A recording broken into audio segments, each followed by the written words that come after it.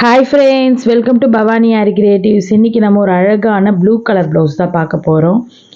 இந்த ஆர்டர் வந்து பார்த்தீங்க அப்படின்னா நம்மளோட ஸ்டூடெண்ட்ஸ் தான் வந்து கொடுத்துருந்தாங்க. அவங்க வந்து இப்போ ப்ரெக்னெண்ட்டாக இருக்காங்க. கிளாஸ்க்கு வந்து வர முடியல, 3rd லெவல் வந்துகிட்டே இருந்தாங்க, அதுக்குள்ளே ப்ரெக்னென்ட் ஆகிட்டாங்க. ஸோ அவங்க பேர் லாவண்யா. ஸோ அவங்களோட ப்ளவுஸ் தான் கொடுத்துருந்தாங்க. ஆனால் இது வந்து கிளாஸ்க்கு வரும்போது கொடுத்த ப்ளவுஸு, இது போட்டு ஆயிடுச்சு, ஒரு 4 months இருக்கும்.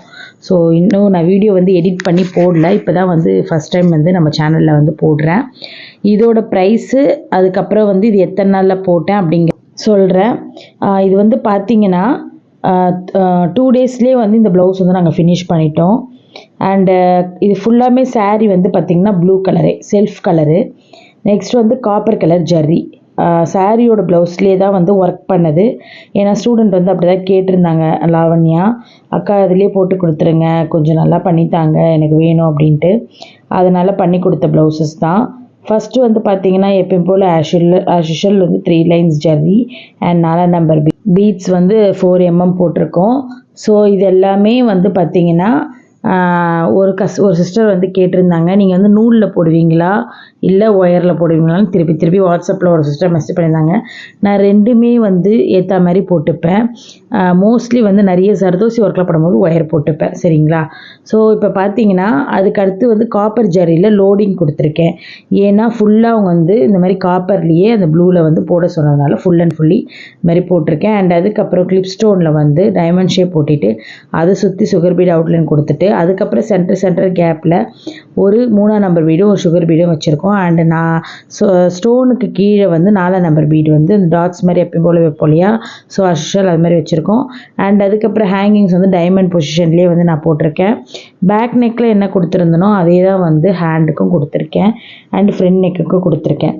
ஸோ நம்ம ஸ்டூடெண்ட்ஸ் வந்து அப்போ வந்து போட்டுட்டு இருந்தாங்க, ஏதோ ஃபங்க்ஷனுன்ற ஏதோ என்னன்னு தெரியல, அதனால் ஒரு ப்ளவுஸ் பண்ணித்தாங்கக்கா அப்படின்னு சொல்லி கேட்டதுனால நான் வந்து பண்ணி கொடுத்துருந்தேன்.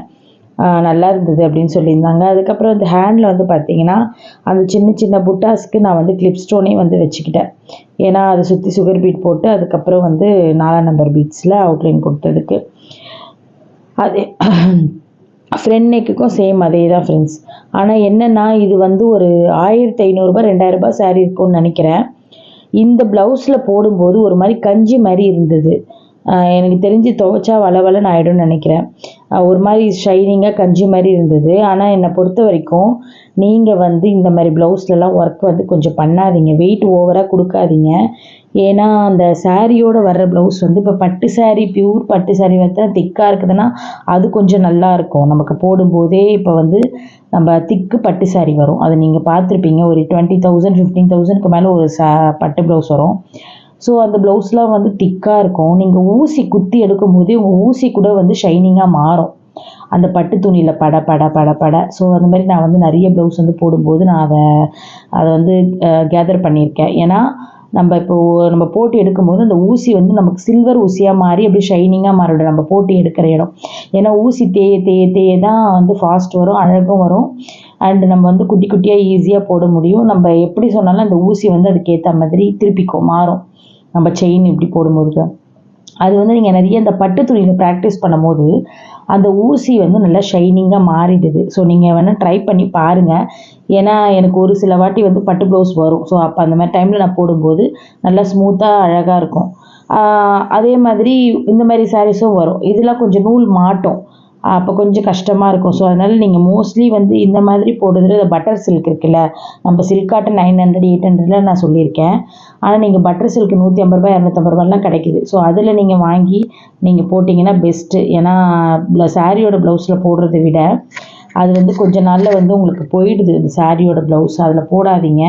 அதை விட நீங்கள் ப்ளெயினாக எடுத்து போட்டுக்கிட்டிங்கன்னா இப்போ நீங்கள் வந்து காப்பர் போடுறீங்களா, இப்போ இன்னொரு சாரீ கூட இந்த ப்ளூ ப்ளவுஸ் வந்து நீங்கள் கட்டிக்கலாம், அந்த மாதிரி நீங்கள் பண்ணிக்கலாம். அதனால் ப்ளெயின் சில்க் காட்டன் எடுத்து நீங்கள் வந்து ட்ரை பண்ணுங்கள்.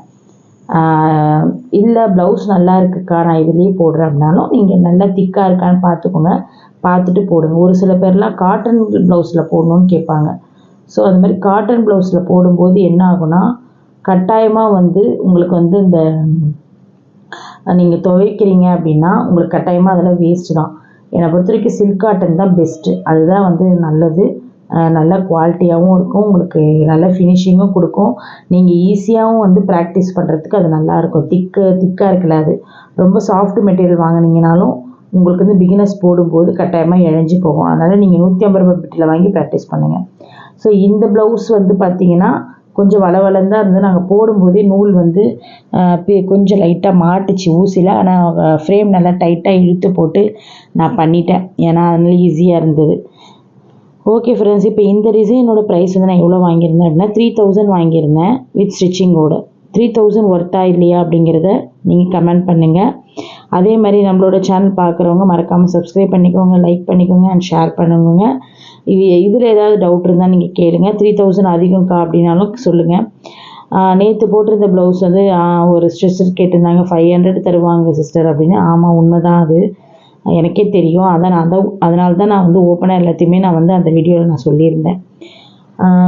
அதுக்கப்புறம் இப்போ நம்ம இதே டிசைனை வந்து இன்னொரு கஸ்டமருக்கு நாங்கள் எப்படி பண்ணியிருந்தோம்னா, அந்த கிளிப் ஸ்டோன் இல்லாமல் நார்மல் குந்தன் ஸ்டோன் வச்சும் நாங்கள் பண்ணியிருந்தோம். ஸோ அந்த டிசைன் மோஸ்ட்லி நம்மக்கிட்ட இந்த மாதிரி டிசைன்ஸ் தான் வரும். ஏன்னா வேறு கஸ்டமருக்கு போகிறதுனால அவங்க வந்து இதை பார்த்துடுறாங்களா, பார்த்துட்டு இதே போட்டு கொடுத்துருங்க, நல்லா கிராண்டாக இருக்கிற மாதிரி தெரியுதுன்னு ஆல்ரெடி நான் ஒரு வீடியோவில் சொன்னேன். அதே தான் சேம் எல்லாருமே வந்து அப்படி தான் கேட்குறாங்க.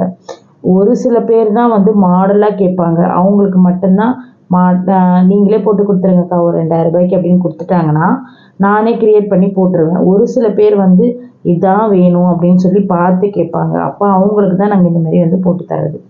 ஸோ அதனால தான் ஃப்ரெண்ட்ஸ் இதே டிசைனாகவே போடுறேன் அப்படின்னு தப்பாக நினைக்காதீங்க.